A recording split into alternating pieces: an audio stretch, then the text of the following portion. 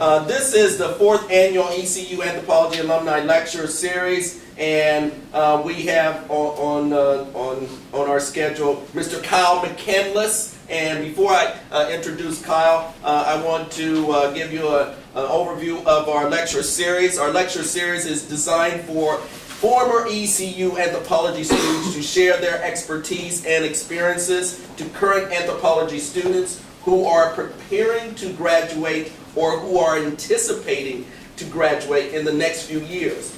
We hope this lecture series creates more of a constructive, practical dialogue between recent ECU anthropology graduates with current ECU anthropology majors. With that overview, again, I want to really thank Mr. Kyle McCandless for coming here and giving his in-depth talk. His talk is entitled Education and the Real World, Integration and Transitions.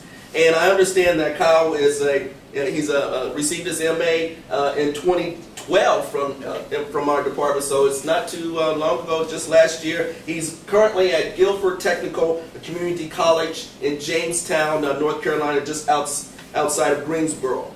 And again, he's going to keep this as informal, but he has a wealth of information to share with you. So at this point in time, please give a round of applause, Mr. Kyle McCandless. Well, good afternoon, everybody. Thanks for inviting me.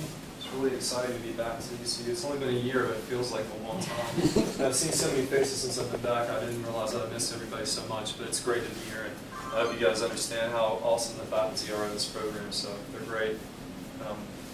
Well, when Dr. Bailey asked me to talk to you today and sort of sent me the statement about what you're doing here with this course, the one theme I kept coming back to was this idea between education and the real world, or this dichotomy that we have in our minds about the difference between school and real life after, that these are sort of two dissimilar ideas or two dissimilar occupations. And I want to share with you first my personal narrative because I think it's relevant, but I'm also going to talk about how that experience has changed my perspective on that idea about the dichotomy between education and the real world, and then I'll tell you how that applies to you, so give you some takeaways for how you can actually use that knowledge to enhance what you're doing here as a student now, something that might help you for your future work as a graduate student or as in the workforce, whatever you choose to do when you leave. So I'll start with my personal narrative. When I was 16, I dropped out of high school. And it wasn't because I was too cool for school or I had anything better to do. I just felt like there were so many hoops to jump through for no reason. I didn't understand the purpose of what I was doing. I felt like I was smart. My parents told me I was smart, and I believed them, which they always do, I guess. But I took it to heart. My teachers told me I was smart, and I thought all I was doing every day was proving to them what we already knew. And that's what I felt like the entire process of high school was about. And so I didn't really appreciate what it was offering me. And so I failed. I dropped out. I decided that I would give the real world a shot, that I would do this other thing that was so different from high school. So when I left, I started work. And I started working retail and customer service jobs, whatever I could get, as a 16-year-old high school dropout. And when I was 18, I started working for my dad doing heavy industrial construction, so hard labor outside and all the elements. And I realized pretty quickly that it wasn't fun to be in the real world, for one, any more fun than it was to be in high school, but also that there were just as many hoops to jump through in the real world as there were in high school. That I had just as much schedule to take care of. I had to be at work on time. I had jobs to do within a set time frame. I had bosses telling me what to do. The authority structure was still there. All the things that I rebelled against in high school didn't go away. They were a part of the real world as well. So that was kind of when the veil started to lift on my perceptions about the differences between being a student and being a part of the workforce. So I started as a 19-year-old at Guilford Technical Community College, where I now teach. I started there as a student working on a 2-year degree to get out of the real world and back into the school world, which I thought would be, again, for whatever reason, totally different than my experience as a high schooler. So I started a 2-year degree as a biology student. Hey, Suzanne, come on in. No problem. So I was also working part-time as well, so I was going to school and working. And I was working on that 2-year degree, and I got that biology degree, and realized that the only thing I was going to be able to do with that 2-year degree in biology was work in a lab, and I didn't want to do that. So I said, well, what can I do from here? So I transferred to UNCG in Greensboro, UNC Greensboro, as a junior, and changed majors to classics and archaeology instead of biology. I thought an archaeology degree or a classics degree would keep me at least out of the lab, maybe out in the field doing something fun, get some sun, maybe some exercise. So I thought, hey, this is good stuff. So I changed majors, and of course I didn't want to be in the lab. That was the main thing. I didn't want to be in the lab. So I was working part-time as well, worked retail jobs. I worked at the airport, customer service while I was in college as well.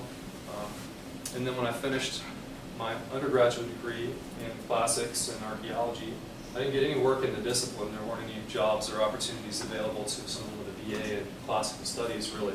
So I kept my job at the airport, and I worked customer service, and I handled freight for the airlines for a few years, until I realized that there were more hoops to jump through in an airline job than any other job you could possibly imagine, between the TSA, the FAA, the Department of Defense, the Homeland Security, the State Bureau of Investigation.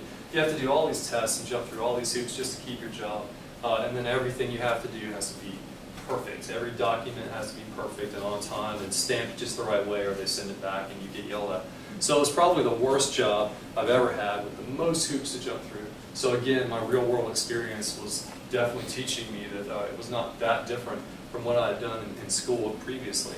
So I eventually found a job through a temp agency and decided to change out of that airline job with all the hoops and all the regulations to deal with. And the only job I could find that would pay me enough money for my quality of life and my living standards was, guess what, a lab job in a medical laboratory. So I was right back doing what I did not want to do, working in a lab, wearing a lab coat and latex gloves all day, breathing in the fumes, all the terrible things that you have to do when you're working in a lab. And so I wasn't very happy, but I was getting paid money, and it was pretty fun. I worked with some good folks, and so I made the best of it. But then a couple of years ago, I realized that just was not going to work long term. I couldn't do it. The decision I had made as a younger person to stay out of the lab was the right decision then, and it remains the right decision now. I don't want to spend time in the lab. So I decided that I wanted to come back here to get my graduate degree in 2010, and that I would like to focus in anthropology and archaeology, and then hopefully teach and maybe do some archaeology in the summers as I have the opportunities to do so. And I've been able to do that. I've been able to get that degree and move on and find a teaching job, at least as an adjunct right now in the community college system, which has worked out really well. So, my experiences throughout my life, bounced back and forth between different jobs, different industries, in and out of school, back and forth several times.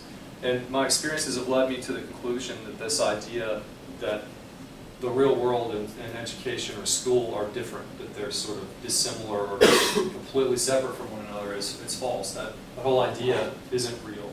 At least it shouldn't be. And that for students like yourselves, understanding that dichotomy isn't real, that you learn skills in school that are helping you later on in your work life, and the things that you do in your jobs now, if you have them, are going to help you be better students, that there's a complementary relationship there, and that there are common themes that sort of transcend those different occupations of your life, and that they have a mutually beneficial skill set. So these personal skills that you can develop that you need to do anything, whether you're a student or whether you're in the workforce or anything that you do. So I wanted to focus on that in the talk.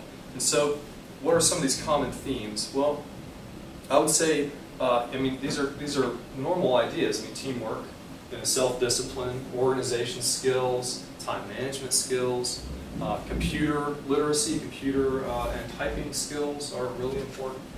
For me, the most important, I would say, is the ability to effectively communicate complex concepts to people that are beginners or are new to the idea.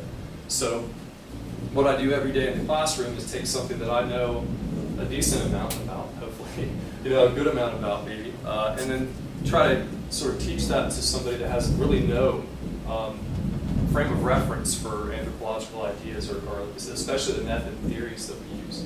So my job is, again, to boil down or to sort of find a way to communicate effectively this complex ideas to someone that's a complete beginner in the topic. And I didn't learn any of those skills in school. I didn't learn any of those as a student. They didn't come from my work here in the department. The department, of course, engendered some of that development in me, but they didn't come from here. So I want to give you a list of some anecdotal experiences that I've had in my life that have sort of been the early developmental source for those interpersonal skills and those other types of skills that I have. So let's see, the first one. I learned to type working in a store, in a fish store, selling fish, aquariums. I didn't learn it in high school because I wasn't in that class. I would skip it every day. I didn't care. So I didn't learn how to type in high school. I learned how to type working with a point of sale. We call it POS. There's a couple of ways you can interpret POS. But point of sale system in retail. And the deal was we worked in this fish store with all these different species. So there's all this genus species, this binomial nomenclature running around. And so in order to sell all these different fish species, you need to know them for one. But also you need to be able to search the database in the computer system with all these lengthy, complex words. The other thing is we were working on commission. So the faster you were at getting somebody rung up, the faster you could get back on the floor and sell more fish to more people. And that would actually have a direct impact on how much money you made at the end of the week or the end of the month. So that's how I learned how to type well and fast, was because it was making me money and it was helping me to be a better worker at the job that I was in. So, you know, I didn't bring any more skills to graduate school than the ones I learned working that job. That was where I learned. That was the crucible for my typing skills. Working that POS system in that little fish store in Greensboro, North Carolina. I learned teamwork skills, you know, throughout the whole process of growing up. I mean, team sports and athletics are huge developers for teams. Any athletes in the class? I think you guys were talking about that earlier.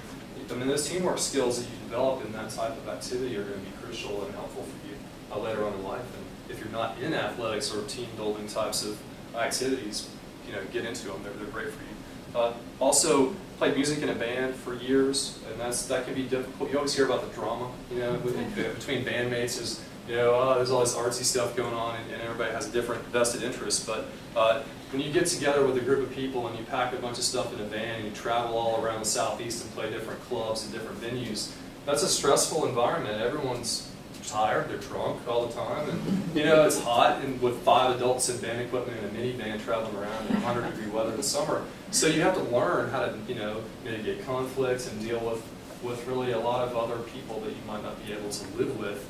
And you have to work it out, and you have to do that in jobs, and you have to do that now as a student. So it's important that you learn those skills. And you're not just going to learn them in a prescriptive way, where someone's saying, okay, we're going to teach you teamwork skills today. That isn't how it works. You learn it through your experiences in ways that you might not understand in other contexts that aren't specifically telling you what to look for. You need to be aware of those and keep your eyes open. So, time management skills. Well, that's the airport job. The airport job I worked at was really the sort of the development of my time management skills, because we would get 10 or 12 different shipments from different companies in, and we would have to manage, you know, which ones do we process first, because this one has to get on this flight. You know, the flight leaves in 15 minutes, so we have to bust tail and get it done. You know, and these don't go out until tomorrow, so we can put those on the burner. And so those couple of stressful years really sort of developed and burned into me the need to manage that time appropriately so that you're not getting behind. I learned in that job that if you're not ahead, you're behind. And that's the deal. And I take that as a mantra. And in graduate school, I made sure that every assignment was done either ahead of time or absolutely never late, but as far ahead as possible. I wrote, you know, kept a calendar, and I wrote everything down. Things that I would never have done as a 22-year-old, ever, never. I don't have a watch. I didn't know like anything. I didn't write anything down. You know, I just sort of, if I didn't remember it, it didn't happen. And so I know that now, that you need to develop those time management skills in order to be really functional in a job or in anything you do. So I definitely want you to focus on those now as well. Retail, as I was saying earlier, I worked a lot of retail off and on. And that's where I developed my interpersonal communication skills. Because when you're working with the general public, you have a lot of people from different backgrounds, different ethnicities, different origins, different languages that they may be coming from. You have people that are of different education levels, especially when you're talking to them about something as complex as invertebrate zoology and keeping corals alive in in an aquarium and they need these chemicals and this light and this water quality and blah, blah, blah, and they just look at you like a rock, you know, and they don't understand anything you're saying. You have to go back to the basics. This is what pH is, this is what water hardness is, this is what salinity is. You have to sort of build them up from the foundation. And as an instructor, I'm having to do that on a daily basis. Build people up from their knowledge base, which is different from every other student and different from my knowledge base, and sort of find a way to bridge the gaps, look for the holes, plug those holes with some of that basic knowledge that they might not have. Especially at the community college level where I have students coming in that might not have been in school for 30 years. They might be an adult whose children have already gone off to college, and they show up and they want to get a degree and they don't know how to use a computer, and they don't remember a lot of the basic ed things that they have. So retail really helped me to learn how to deal with those, the general public, and also to field questions that are coming out of left field, because as a person working in retail and as an instructor, you always have a question coming from a different frame or a different perspective that you weren't expecting, and you have to be able to think on your feet to sort of translate that and find a way to make it applicable to the context of the conversation. Another major experience I had, another experience with the band that I used to play with, we used to do a lot of, excuse me, we were an indie band, so we did all of our own writing and recording of music. I worked a lot as the audio engineer for the band, so I did a lot of work with recording, mixing, and mastering music. And to do so, you have to use software to work with those recordings. Excuse me. So part of what you're doing when you work with those recordings in the software, you're looking at these two-dimensional graphic waveforms, right? And so you have to learn how to manipulate those waveforms. You have to understand what they mean. And when I came here to grad school, I started working on a project. Suzanne Green is part of that project. Dr. Laura Mazo, I don't know if any of you know Dr. Mazo, but she's part of that project. Works with organic residue analysis, and what we were doing was processing samples of archaeological materials using a process called infrared spectroscopy. And infrared spectroscopy produces data that is demonstrated or presented graphically in a two-dimensional graph that looks a whole lot like a waveform from an audio recording. So I had familiarity with manipulating the kind of visual data from my experience as an audio engineer that translated directly into my ability to process data in the academic setting here in organic chemistry. And really there were other skill sets as well. My experience in the lab that I didn't want to work in, well, guess what I did here as a graduate student? I spent a year in the lab, in a chemistry lab, working on organic residue analysis, which was kind of hilarious because I kept telling myself, you know, what are you doing, man? You've got this gown on and you've got these gloves on again, and you're in the fume hood with all these solvents again. What is this vicious cycle you're putting yourself through? But you know, it worked out, and I think it was a very productive time in my life. And my thesis is decent, and you know, it was a good time. I learned a lot. I'm trying to think. I think there were other things too. Well, my hard science background is a biology major. I mean, I had exposure to chemistry. I had exposure to proper laboratory behavior and techniques, methods. I knew how to function within a laboratory experimental setting, so I knew how to develop and run and analyze my own experiments, which was crucial for my ability to function in that research project. So all of these experiences combined to help me develop sort of a specific niche that really I don't think that many other students coming in would have been able to fill. And it was because of the different jobs and even hobbies that I'd done in my life that gave me the skill set to be able to do that.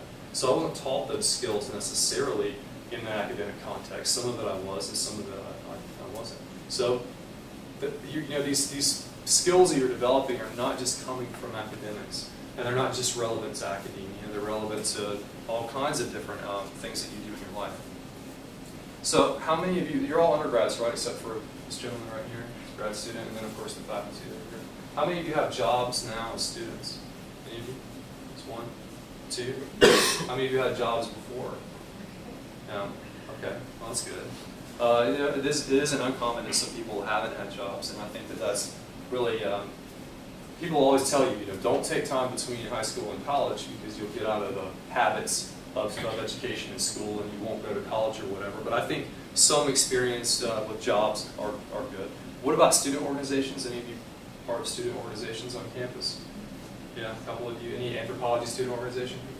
ASO? All right. What about social clubs or anything that's sort of less academic and more informal social groups? No?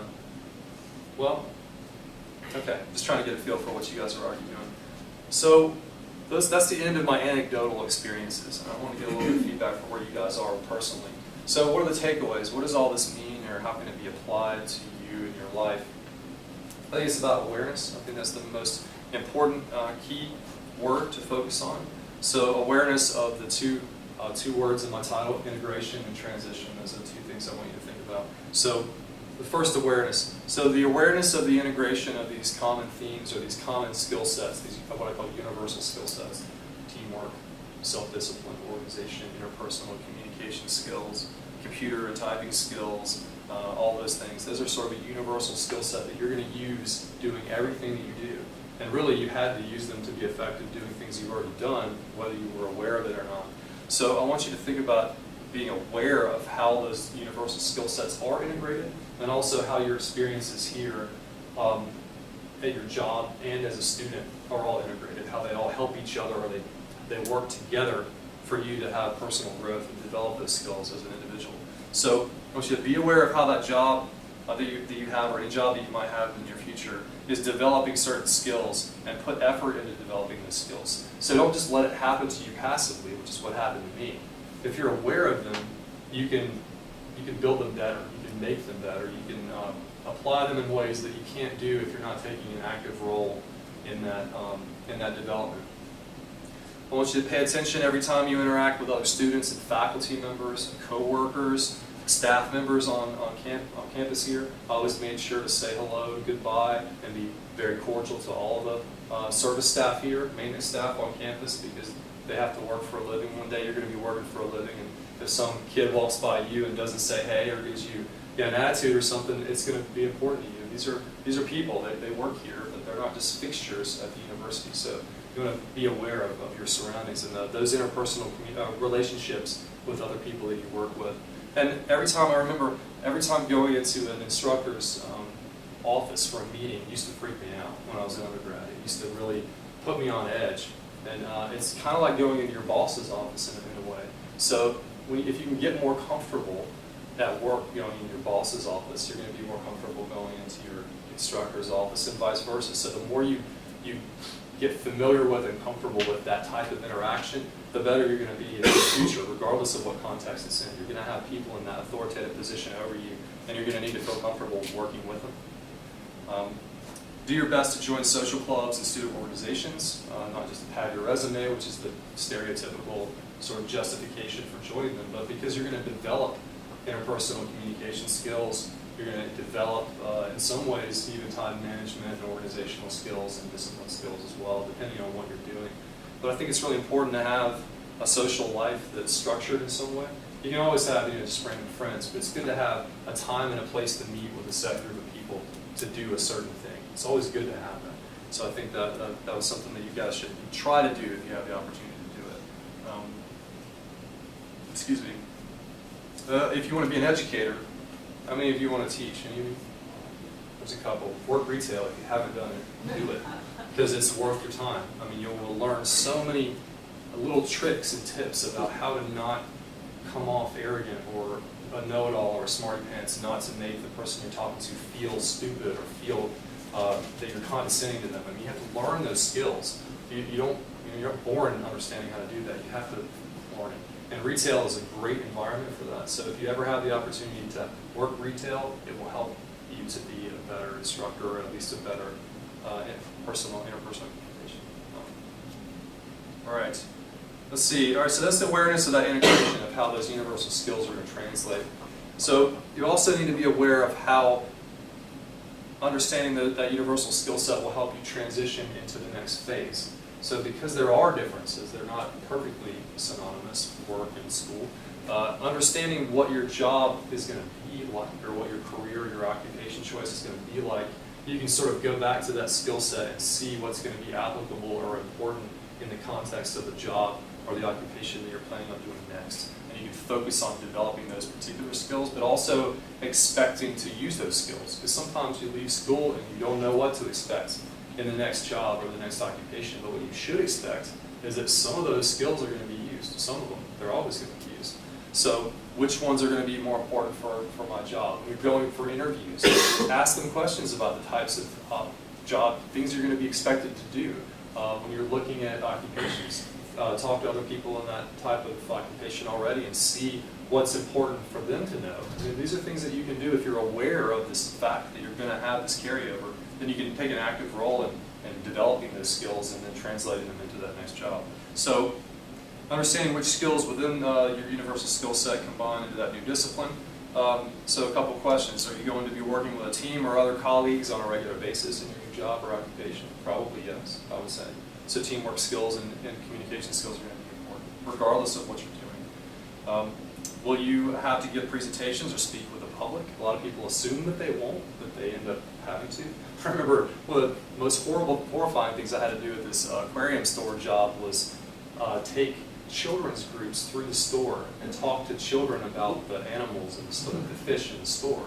And I was so terrified of these kids because I didn't like kids, I didn't know anything about them. And they're just like, you're doing it today, tough, this is your job. And I was horrible at it. I mean, the kids probably hated their time there. And honestly, we're probably going to grow up not liking that store and not wanting to shop there because I ruined it for them. And so, you know, you never know when you're going to have to present things to the public or to small groups like this. And if you're just scared to death of it or if you're not comfortable doing it, you know, it can affect your job or at least your opportunities at your job. So you want to try to develop those skills. I mean, I walked out of a class in high school because I was asked to stand up and talk in front of class. I was so scared and nervous and weirded out, I just walked out. That was way more embarrassing than just standing up and talking to the class, but I just had bolted. I freaked out. And now I'm a college instructor. I do it every day. I'm doing it right now.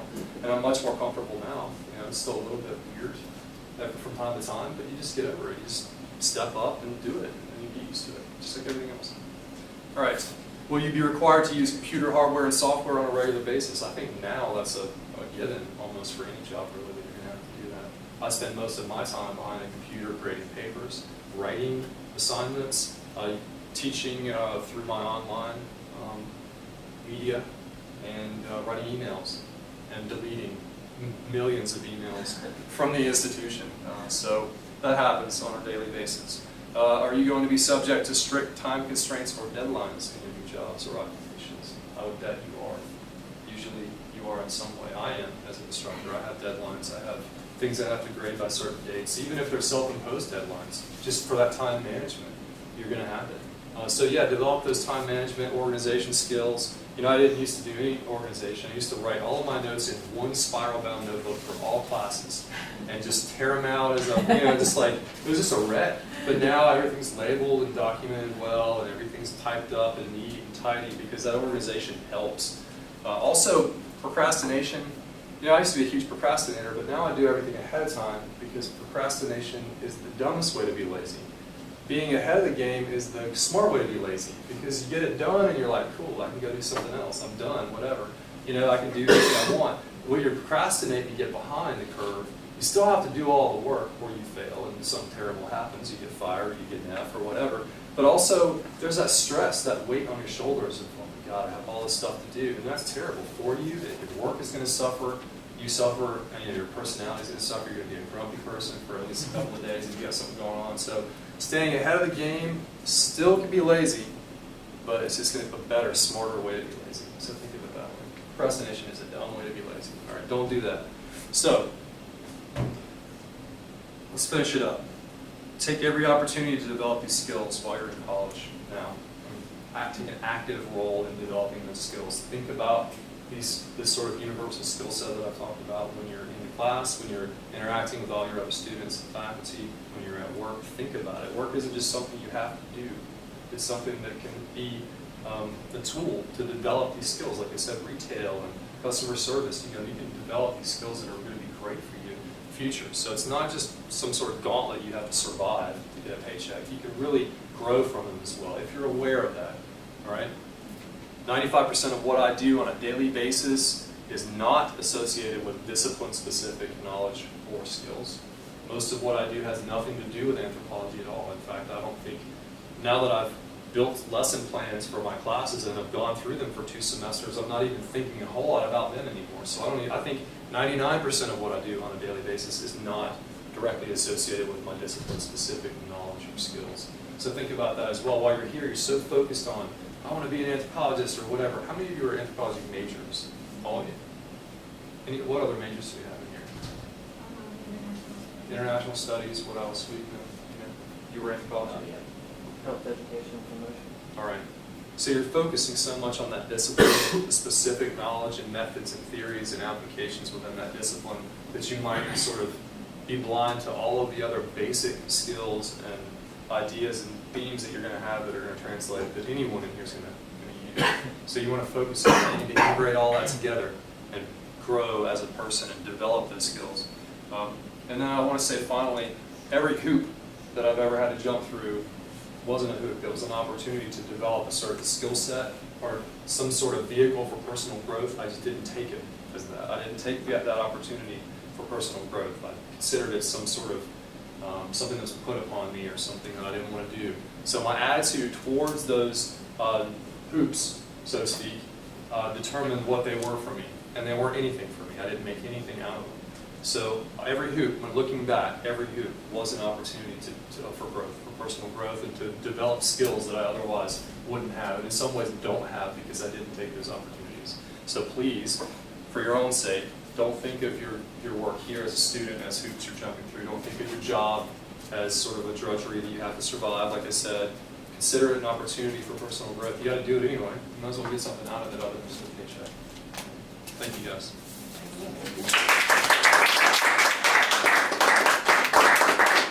Any questions?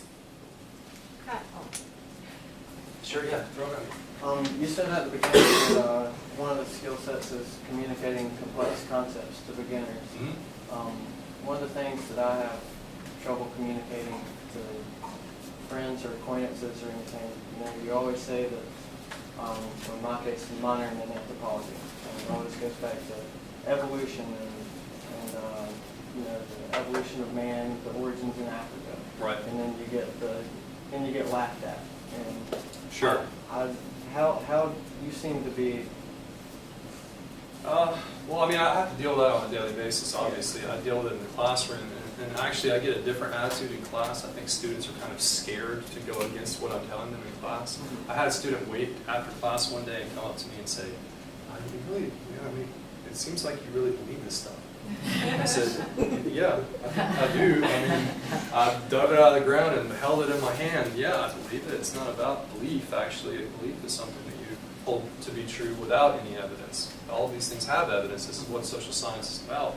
So I don't have to believe any of it. So technically, I don't believe any of it. I accept the evidence. I accept the logical conclusion that the evidence leads me to. So there's no belief in it. I think that in and of itself, some of it's wordplay. Some of it is that clarifying sort of the common use of words and sort of the deceptive way that people use words, sort of cutting through that deception and sort of, or at least they might even know, it might not be on purpose. But understanding how to clearly articulate those types of positions, help people understand the difference between sort of empirical, objective, data-supported positions and arguments versus beliefs and personal perspectives and values and things like that. I think a lot of times the general public, especially family members that might be specifically unaccepting of that type of worldview or perspective, can give you a hard time. But in the classroom, I don't find it to be very difficult because I tell them what they're supposed to know. I dictate that reality for them in class, and they usually don't feel good stepping up. I try to encourage them to. I actually want to have that talk. In fact, I put together a PowerPoint that I made all of them look at the beginning of class that is called something like science versus belief systems, or the difference, the relationship between them. I think a lot of it came from Dr. Matthews' handout that we had in grad school. I drew a lot of data from that, pulled in some other data, and put together sort of a slide that sort of helps them understand how to navigate that complex issue. The difference between your beliefs and what some sort of empirical objective evidence suggests is the case. How science differs from personal beliefs and religion. So it's important. I think once you have that, you're cutting through that sort of more fine argument and going back to the root, sort of the basic difference between scientific viewpoint and a personal belief. I think that's really the good place to start. Sort of help clarify that for them, and then they kind of go, yeah, okay, I get that. All right, I understand. We're going at it from different angles here, and they're both valid for their own specific reasons. Yeah, sure. Did that answer your question? Kyle, I was going to say, can you tell everybody a little bit about how you got your current job and what you're doing? Yes, I'd love to. Yeah, my job right now is great. It's not just teaching adjunct at Guilford Tech, but I got into a program called the Faculty and Training Program. So they give you 2 classes to teach in the fall and 2 classes to teach in the spring, just as an adjunct instructor would have, but they also assign you a full-time faculty desk in an office. They treat you like a full-time faculty member, and they make you go to seminars and do classes and have readings and things that develop some of these skills and ideas that you might have or might need to be functional as a faculty member at any community college or university. So that's what I do. So I go to all of the departmental meetings, and I get all the emails, I get all the junk mail in my mailbox, and everything with everybody else. But I also get to work with other faculty members as a peer, not as a lot of other adjuncts. I don't know if you know this, but adjunct instructors are sort of part-time, piecemeal instructors. They often don't have any contact really with other faculty members. They just sort of show up, teach, and go home. They don't have offices, and oftentimes don't have any real relationship with the other faculty that are full-time. This program is sort of a bridge to help you develop those skills and to sort of get you prepared to be a full-time faculty member. So I teach anthropology, general anthro, and cultural anthropology to students that are usually second year at that time at Guilford Tech. And they're going to transfer usually to 4-year universities to go on to whatever major.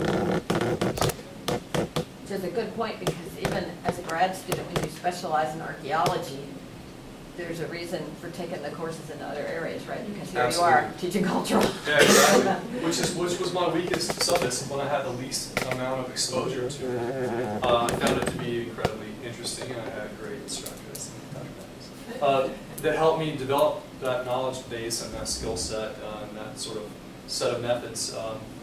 Now I feel comfortable teaching it after a relatively short amount of time and exposure. So it's great. I love it, and I like teaching. I consider it a challenge because my knowledge base is not as varied. Again, I'm aware of my limitations, and I'm taking the opportunity to develop my skills teaching cultural anthropology, even though I don't really have the same academic interest in that as I do other elements of the subdiscipline. It still is going to make me a better instructor, and ultimately it's going to help me develop better skills. I can approach the discipline I am, the subdiscipline or the subfield that I'm more interested in, with a better understanding of the broader concepts. So I think it's good. I love it. And I asked them to teach it again next fall. I want it. Of course, we have a little tradition here, and I want to make sure that, let me get on this side. We want to recognize your outstanding achievement, and this is the ECU Anthropology Lectures Award, and it states to acknowledge your professional achievements and to give appreciation for graduating from our East Carolina University Anthropology Department. This is for Kyle McCandless.